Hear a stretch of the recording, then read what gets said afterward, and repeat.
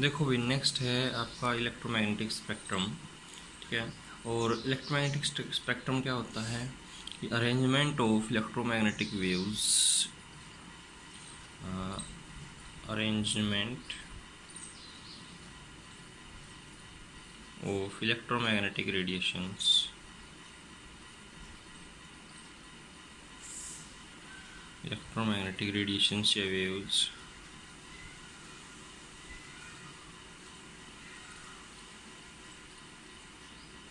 according to their increasing wavelength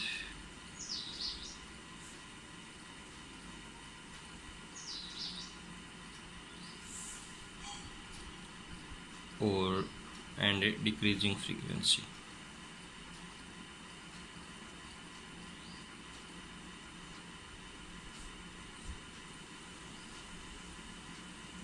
increasing wavelength और decreasing frequency के आधार पे इनको अरेंज किया गया है। ठीक है। मैंने आपको वेवलेंथ, फ्रीक्वेंसी और वेलोसिटी करने के लिए बोला था। ठीक है। तो एक वेव नंबर दिया था, तो wave number that is equals to 1/λ होता है। ठीक है। पर सेंटीमीटर की यूनिट होती है।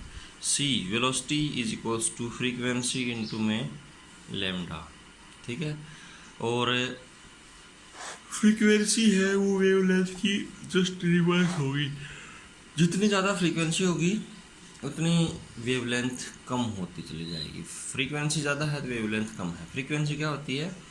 रेट ऑफ वाइब्रेशंस, कितने वाइब्रेशंस पर सेकंड के हिसाब से प्रोड्यूस हो रहे हैं, वो उसकी फ्रीक्वेंसी होती है। ठीक है। मतलब रेट ऑफ वाइब्रेशन कह लो या नंबर ऑफ साइकिल्स पर सेकंड। जैसे कोई भी वेव है वो इस फॉर्म में ट्रैवल करती है ऐसे, तो यहाँ से लेके यहाँ तक एक पॉजिटिव साइकिल और एक नेगेटिव साइकिल, दोनों मिलके एक कंप्लीट साइकिल बनाते हैं। ठीक है। तो कितने साइकिल एक सेकंड में पूरे होते हैं, दैट इज ए फ्रीक्वेंसी। ठीक है। और the length of this one cycle is known as, ये एक साइकिल की जो लेंथ होती है उसे कहते हैं वेवलेंथ। ठीक है। समझे? स्पीड का पता ही होगा, किसी एक पॉइंट पे कितने साइकिल्स एक पर सेकंड के हिसाब से मूव करते हैं, दैट इज वेलोसिटी। ठीक है। कितना डिस्टेंस कवर करती है। और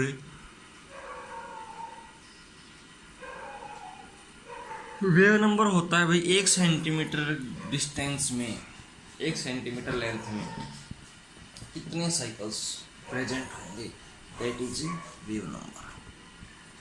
ठीक है। 1 सेंटीमीटर डिस्टेंस में कितने साइकिल्स प्रेजेंट होंगे वो उसका वेव नंबर होता है। ठीक है। अब हम बात कर रहे थे इलेक्ट्रोमैग्नेटिक स्पेक्ट्रम की, ये दो रिलेशन याद रखना। ठीक है। और फ्रीक्वेंसी जो है वो टाइम की उल्टी होती है, new is equals to 1/t। ठीक है। अब देखो, इनकी जो अरेंजमेंट थी, स्पेक्ट्रम था। ठीक है। सबसे देखो हम यहाँ पे अरेंजमेंट करते हैं कॉस्मिक रेज। ठीक है। उसके बाद गामा रेज, उसके बाद एक्स रेज। ठीक है। After that ultra violet.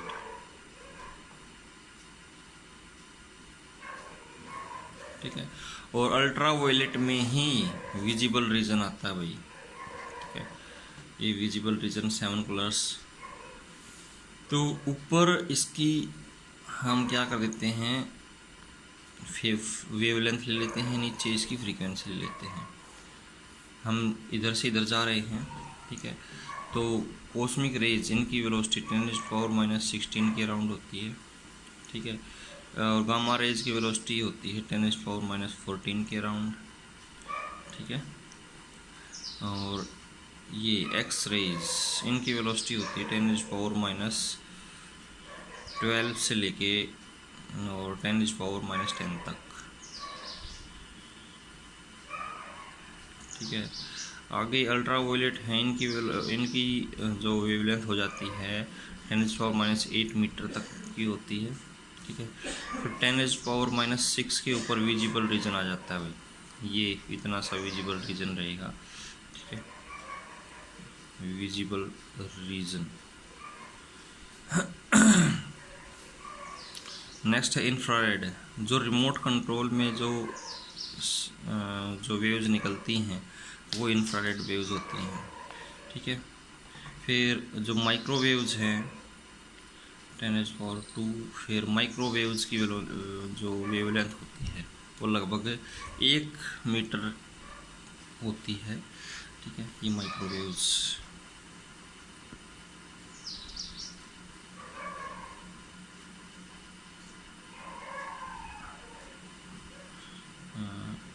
ये इंफ्रारेड था, इंफ्रारेड, ये माइक्रोवेव्स हो गई, ठीक है।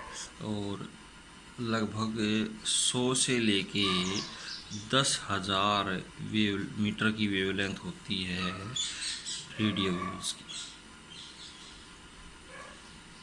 मतलब 100 मीटर से लेके 10,000 मीटर, 10 किलोमीटर तक एक साइकिल पूरा होता है रेडियो वेव्स का, ठीक है।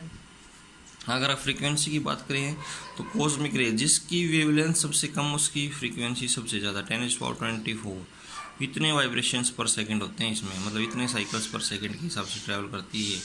10⁻22, ठीक है, 10⁻20, 10⁻18, 10⁻16, ठीक है। ये 10⁻, यहाँ पे 14, 10⁻12,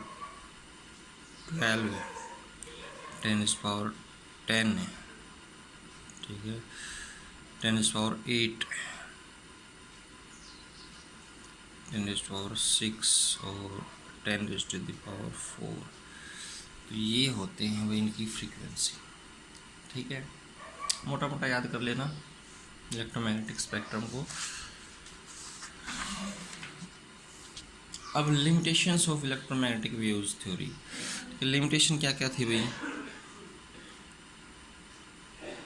जो हमने इलेक्ट्रोमैग्नेटिक रेडिएशंस के बारे में पढ़ा था क्या होती हैं, वो इलेक्ट्रोमैग्नेटिक वेव थ्योरी के हिसाब से आया था। और limitations of electromagnetic wave theory,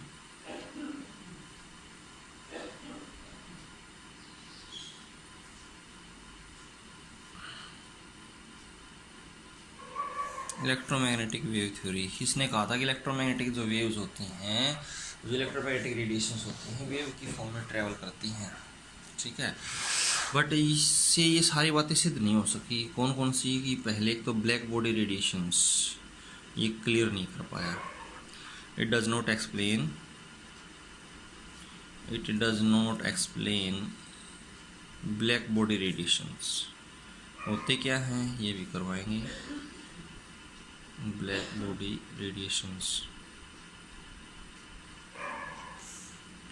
number 2 photo electric effect,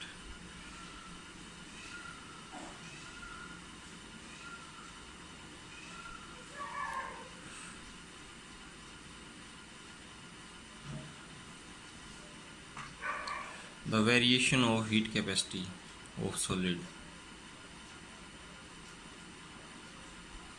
heat capacity of a solid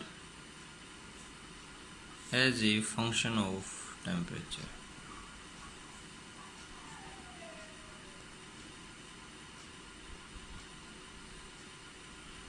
ठीक है। नेक्स्ट फोर्थ है भाई the line spectra of atoms with special reference of hydrogen, the line spectrum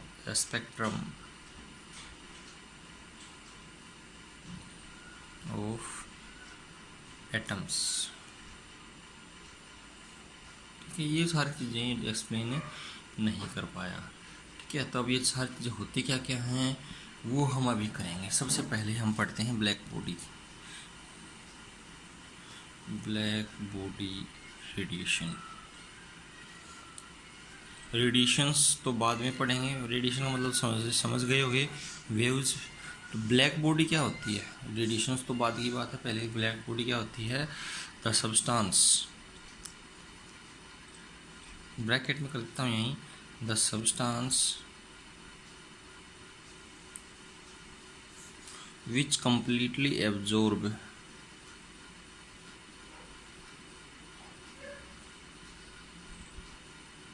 or emit all the frequency of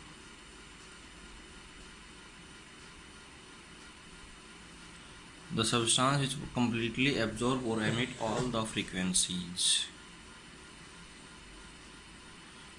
जितनी भी frequency की ये waves हैं, electromagnetic हो गई या और कोई हो गई, जितनी जैसी भी है, वो सारी की सभी को परफेक्टली एब्जॉर्ब कर ले, उसे कहते हैं ब्लैक बॉडी। ठीक है। And the rays generated by black body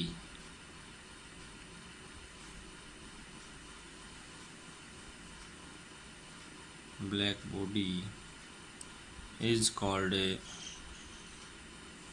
black body radiations।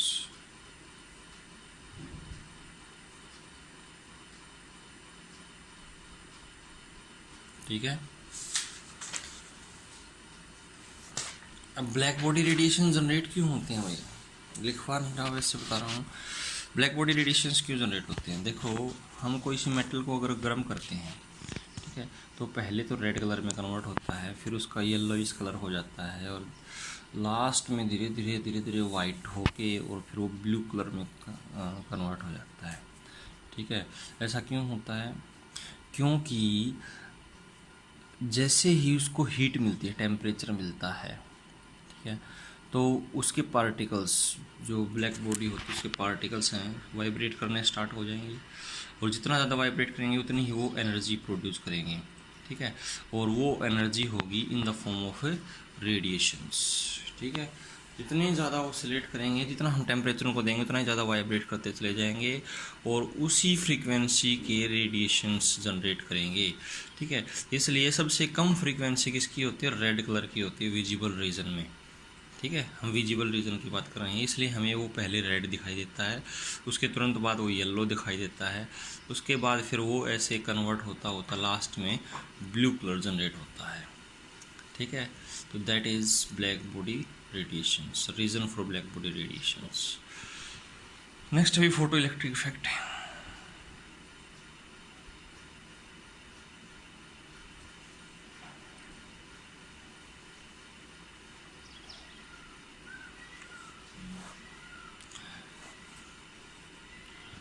देखो, when radiations of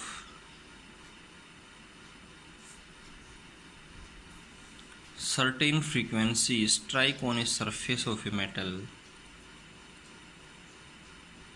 when radiations of certain frequency strike on a metal surface,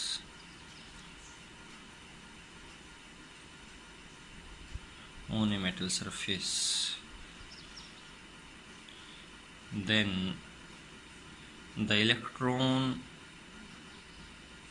eject from the metal surface,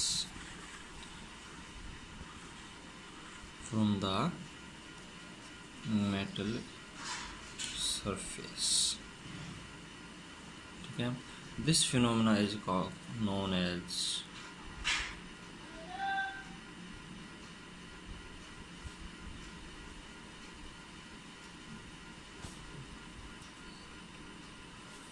photoelectric effect. ठीक है। इस phenomena को क्या कहते हैं, इस process को क्या कहते हैं? फोटोइलेक्ट्रिक इफेक्ट है। And the emitted electron is known as photo electron. जो वहाँ से इलेक्ट्रॉन रिलीज होते हैं, ठीक है, उन्हें क्या कहते हैं? Photo electron. ठीक है। The electron ejected during photoelectric effect.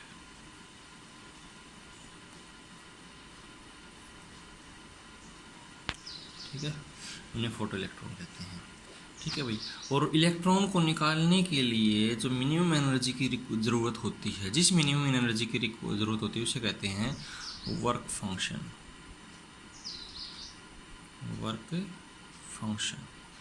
The minimum energy required the minimum energy required to eject the electron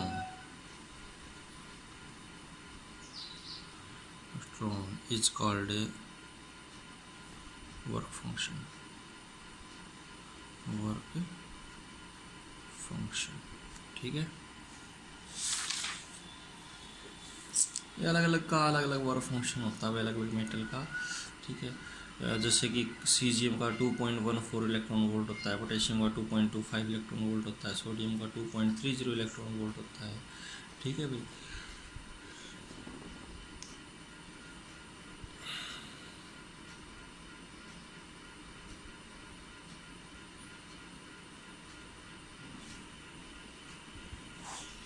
अच्छा एक बात और आती है इसमें नोट डाल के कि the number of electrons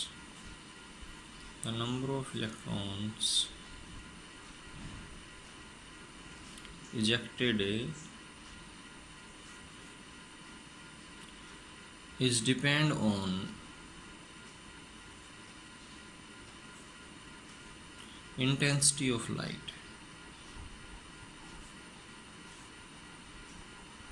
intensity से आप लाइट की चमक कह सकते हो इसको। जितनी ज़्यादा तेज़ धूप होगी, जितनी ज़्यादा चमक होगी लाइट में, उतनी ही ज़्यादा इलेक्ट्रॉन्स निकलेंगे, उतनी ही ज़्यादा इलेक्ट्रिसिटी प्रोड्यूस। जो आपने घर पे सोलर सिस्टम नहीं लगाते, सोलर प्लेट्स लगाते हैं, वही तो है ये, हम उसी के बारे में पढ़ रहे हैं। ठीक है, तो जितनी तेज़ धूप होगी उतनी ही ज़्यादा अच्छी एनर्जी प्रोड्यूस करेंगे वो। ठीक है, तो इसलिए जितनी ज़्यादा इंटेंसिटी होगी लाइट की उतने ही ज़्यादा इलेक्ट्रॉन प्रोड्यूस होंगे, और जितने ज़्यादा इलेक्ट्रॉन प्रोड्यूस होंगे उतनी ही ज़्यादा इलेक्ट्रिसिटी प्रोड्यूस होगी। ठीक है, अब नेक्स्ट है फिर पार्ट जो इसने, ये तो थी आपकी इलेक्ट्रोमैग्नेटिक रेडिएशंस के बारे में। ठीक है, वो इन चीज़ों को एक्सप्लेन नहीं कर पाया। ठीक है, ये क्या होती हैं ये मैं बता चुका हूँ, कैसे होती हैं ये भी बता चुका हूँ। ये एक्सप्लेनेशन है वो प्लैंक्स क्वांटम थ्योरी से एक्सप्लेन हुआ। ठीक है, ये दोनों तीनों चीज़ें हैं वो प्लैंक्स क्वांटम थ्योरी से एक्सप्लेन हुआ। ठीक है, और अब हम पढ़ते हैं प्लैंक्स क्वांटम थ्योरी। ठीक है, और पार्टिकल नेचर, इसने क्या बताया कि जो वेव्स होती हैं, इलेक्ट्रोमैग्नेटिक रेडिएशंस होते हैं, they have particle nature. Way electromagnetic wave theory ने क्या कहा था कि ये एक वेव की तरह ट्रेवल करती हैं, ऐसे मूव करती हैं। ठीक है, बट प्लैंक्स ने कहा कि ये पार्टिकल की तरह मूव करते हैं। जैसे हम पत्थर फेंकते हैं ना, तो जहाँ पे भी टकराएगा वहाँ पे स्पॉट प्रोड्यूस करेगा, वहाँ पे कोई ना कोई दाग धब्बा क्रिएट करेगा, वहाँ पे कोई ना कोई इफेक्ट पैदा करेगा। लेकिन वेव्स का क्या इफेक्ट होता है? कोई इफेक्ट नहीं होता। ठीक है, इसलिए इसने प्लैंक्स ने ये बताया कि जो पार्टिकल इलेक्ट्रोमैग्नेटिक वेव्स होती हैं उसमें पार्टिकल्स होते हैं। ठीक है, एनर्जी पार्टिकल्स होते हैं, और उन एनर्जी पार्टिकल्स को नाम दिया गया क्वांटम। ठीक है, और लाइट के केस में क्वांटम को कहा जाता है फोटोन। ठीक है, तो प्लैंक्स थ्योरी क्या थी कि the radiant energy is emitted और absorb not continuously but continuously in the form of discrete packets. The radiant energy और the energy of radiations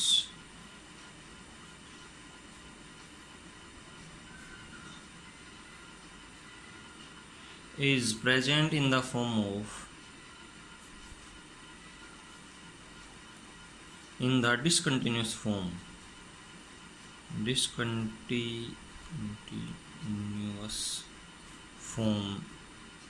of the energy of radiations is present in the discontinuous form of energy packets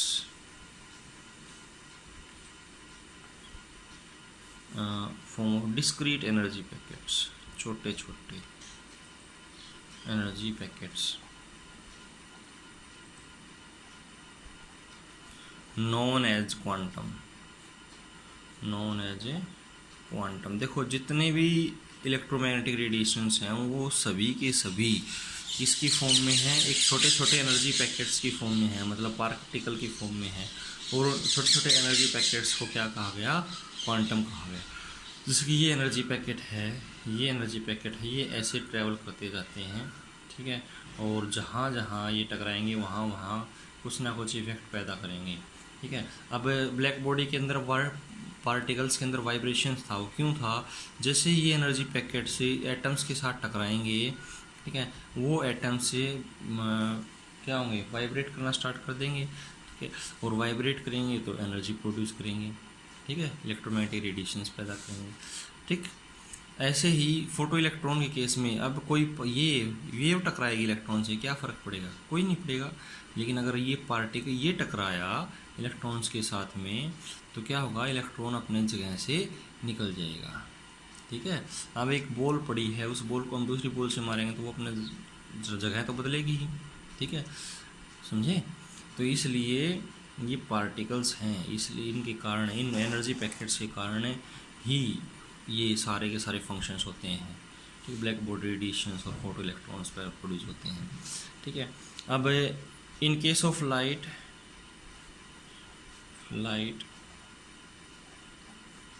these quantum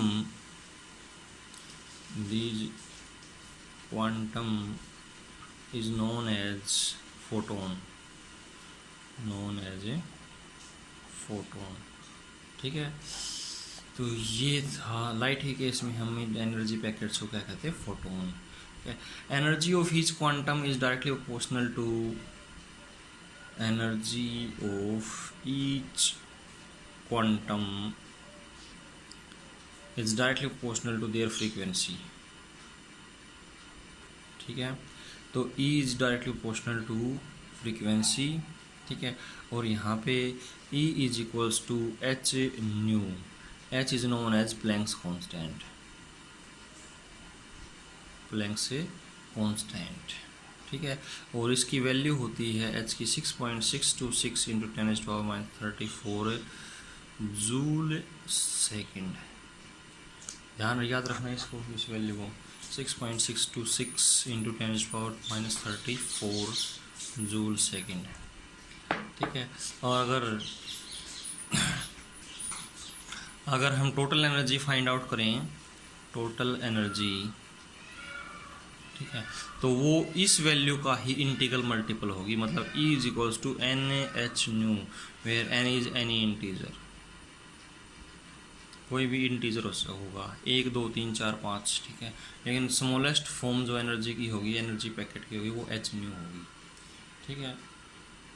आज के लिए इतना ही।